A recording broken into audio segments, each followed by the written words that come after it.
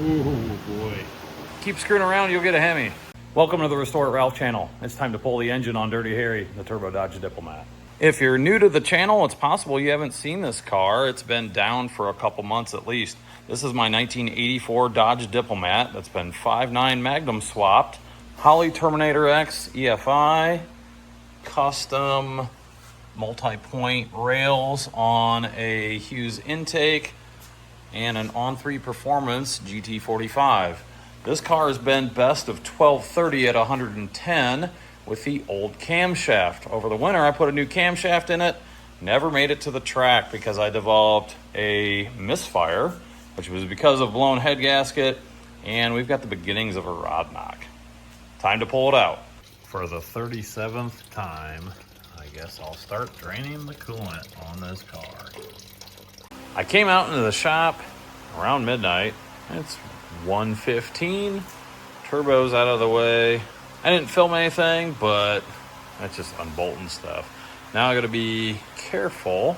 I think I'm gonna take the whole intake off as a unit, set it aside. It's gotta go on the new engine anyway. And then that way it'll be a lot tidier going back together. I just had this intake off a couple months ago for the cam swap.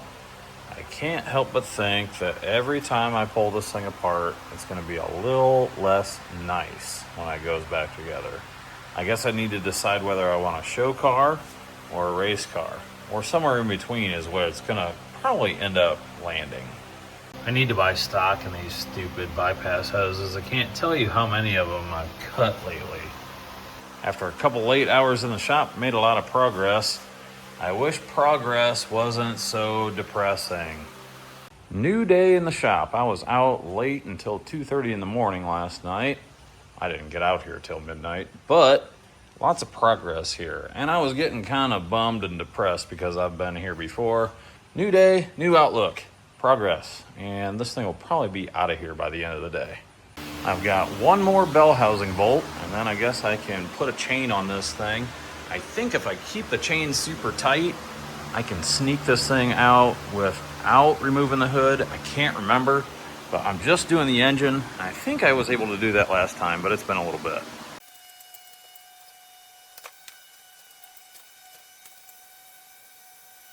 Yeah, and not track the bumper. Pull back a little bit more. There we go.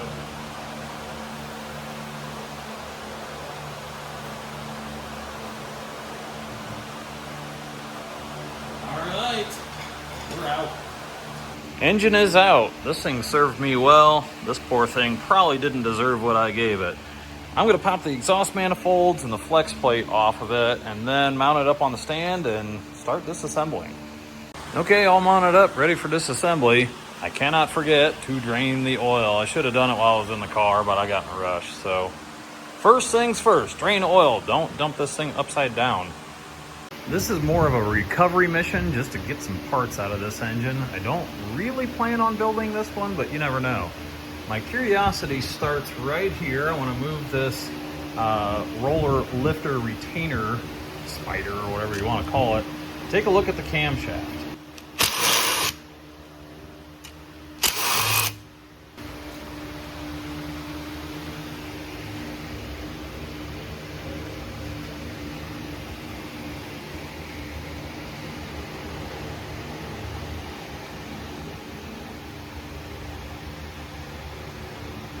All right, that's exactly what I was hoping to see. Preliminary, it looks like there's not a wiped cam lobe. And being a roller, it shouldn't have been, but you never know. I know the head gasket is blown over here, so I think my next step is to roll this thing over and inspect the bottom end. I'm really curious about that.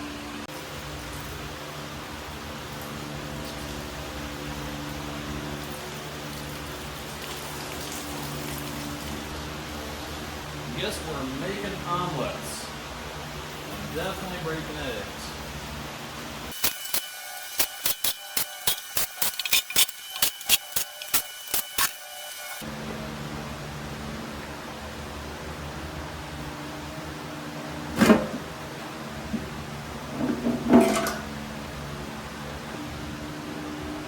Not super good.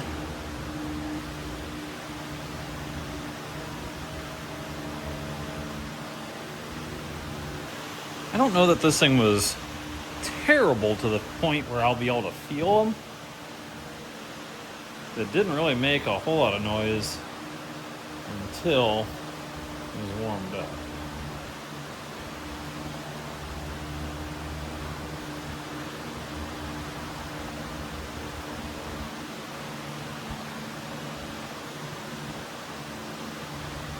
Yeah, nothing crazy there.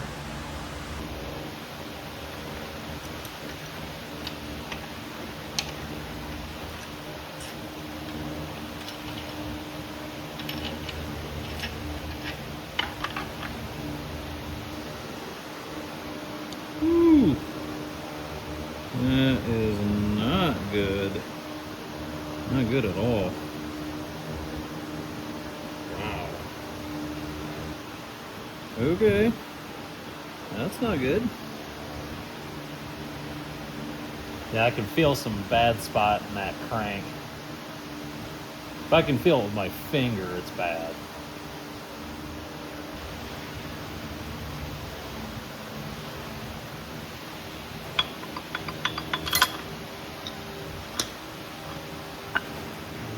That bearing shelf fell out. Oh boy.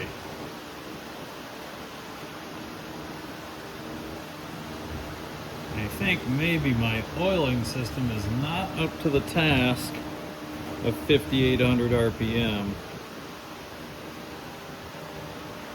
Yeah, that's not good. We got some embedded stuff and peeled off stuff, and boy, that looks rough.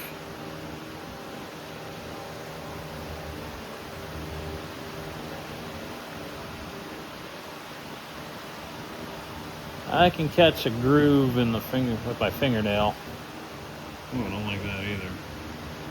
The heat on the inside of that cap. This thing probably needs line honed and the crank ground undersize to save it. So maybe this will be a future stroker build.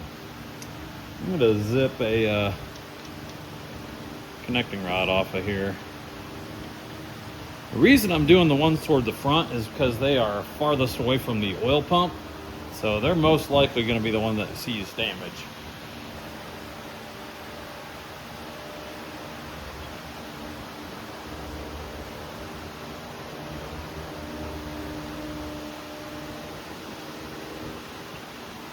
Man.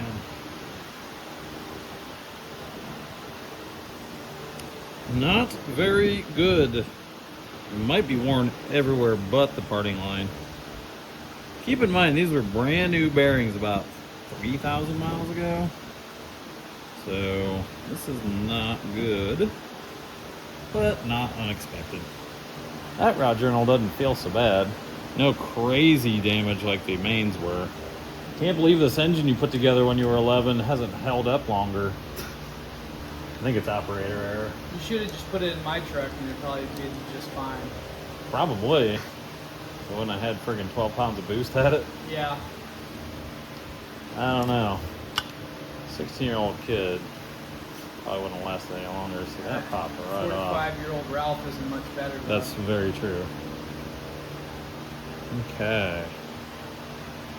So that's got lots of wear, for sure. Looks like there's actually a piece of dirt behind that bearing because you can see where it was risen up and polished through to the copper layer. But I would say that's the least of our concerns at this point. Good grief. Did you like? I can catch my fingernail in that one. Ooh. Yeah. Yup. I think I've seen all I need to see. Yeah. It's easier to just leave this thing together until I need something off of it, rather than blow it apart and have it be everywhere in the shop. Yeah, I couldn't really feel any play in any of them, but this thing never really made a whole lot of racket until it got warmed up and the oil got thin. Yeah. The one thing though, those mains, I thought there was kind of like a howling noise in this thing when it was sitting there idling, and that would be the mains. Yeah. It sounded, I kind of had a hunch, but wasn't sure. Yep, we verified the concern.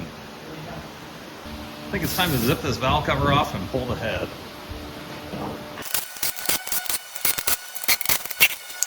Gotta be lazy and just pull the head bolts and leave those on, and the rockers will stay on the head and the push rods will fall out. Yep, that's what we do. Taking the heads off the thing. I'm at least pulling this head. Yeah. So this is the one. Had a bad head gasket. Yeah, for sure had a bad head gasket. So those head bolts still look good, but they could be. Scratch. Yeah, they were new, but they weren't like high strength ones or anything. Yeah. They were just Velcros or whatever.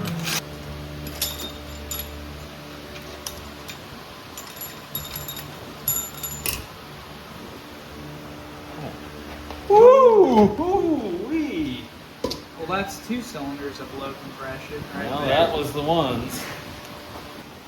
I could see it with the bore scope, but that is a bad head gasket. Holy goodness. I wonder, luckily this is an iron head and block, so I don't know if it actually damaged it, if it guttered it or torched it at all. But man, well that is a pretty new standard Velcro rebuild head gasket. Does not hold up to 12 pounds of boost.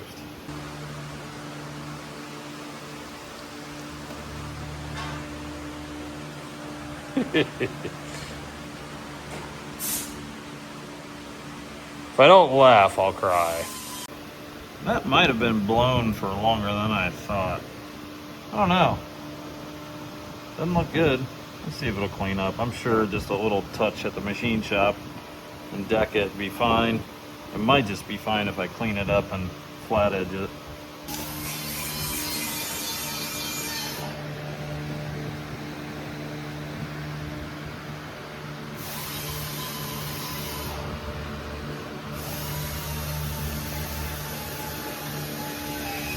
So this is the head that had the head gasket failure in between these 2 cylinders.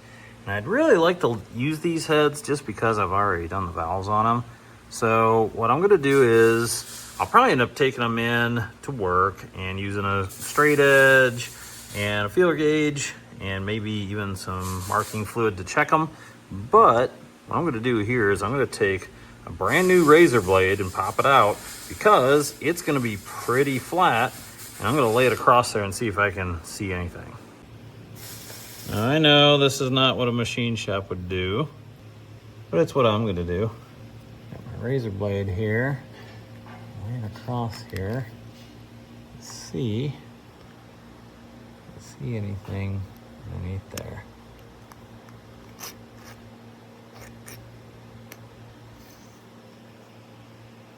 Any different? I don't see a huge crater.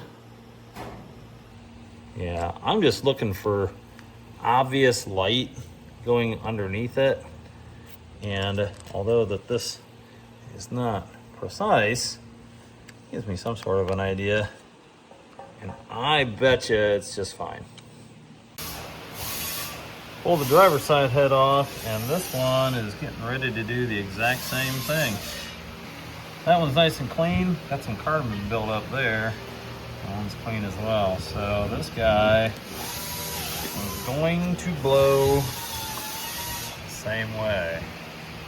I'm not sure if these engines are prone to lifting the heads or lifting them in the center because it's doing it on both sides, but hopefully I've got a remedy for that. These are Cometic head gaskets, and I also have ARP head bolts for this thing. So hopefully if I maybe just turn it back to 8 or 9 pounds and maybe it'd live, that'd be nice. I'm kind of tired of pulling this engine. Yes, I do realize I'm probably pushing the limits of a stock at-home rebuild, no machine work. I think I'm probably right there at the limits of this combo. If I'd actually spend real money on an engine, well, when it breaks, I'd be out more real money. So I don't know if I'm gonna do that either. This time, I'm just gonna put another engine in, build it a little bit better, and hope for the best. And if it's not a little better, well, we can always say it should have been, and at least I don't have a whole bunch of money in this thing. Maybe it'll get a Hemi next time. You hear that? Keep screwing around, you'll get a Hemi. This was a very productive weekend. I got the engine out of Dirty Harry, got the engine torn apart, assessed some stuff, and kind of know a direction of what I need to go with for the next engine build. I've got a huge mess to clean up, so that's it for this video. As always, thanks for watching. Don't forget to like, comment, and subscribe to the Restore It Ralph channel.